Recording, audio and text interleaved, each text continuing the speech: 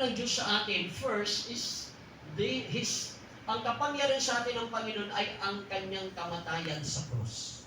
Without dying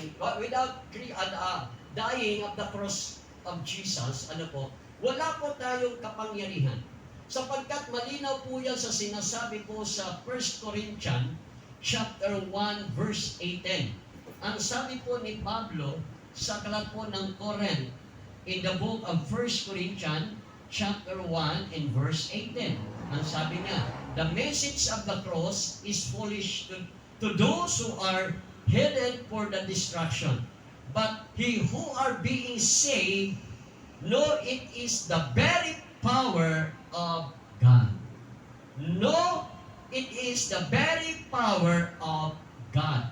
The message of the cross is kahangalan sa mga hindi ligtas, pero tayong mga ligtas, sabi niya, but we who are being saved, know it is the power of God.